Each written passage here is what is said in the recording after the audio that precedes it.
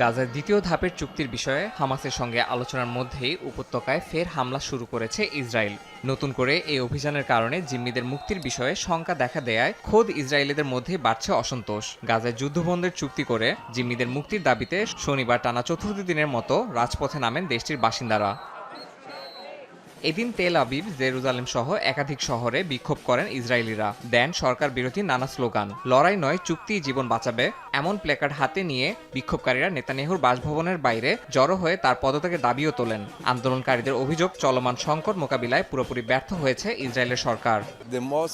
ইসরায়েলের সবচেয়ে বড় শত্রু হামাস নয়, আমাদের শক্তিশালী সেনাবাহিনী আছে যারা হামাসকে মোকাবিলায় সক্ষম, কিন্তু সবচেয়ে বড় শত্রু নেতানিয়াহু নিজেই। কারণ গত ২০ বছরে তিনি দেশের কথা ভাবেননি, নাগরিকদের কথা ভাবেননি। সরকার দেশকে গৃহযুদ্ধের দিকে ঠেলে দিচ্ছে। নেতানিয়াহু ইচ্ছাকৃতভাবে এই পরিস্থিতি তৈরি করেছেন, কিন্তু আমরা তা হতে দেব না। আমরা দেশের জন্য লড়াই করব, তবে দেশকে ধ্বংস হতে দেব না।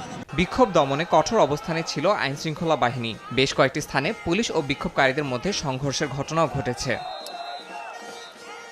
ইয়াসিন মোহাম্মদ জিসান, সময় সংবাদ।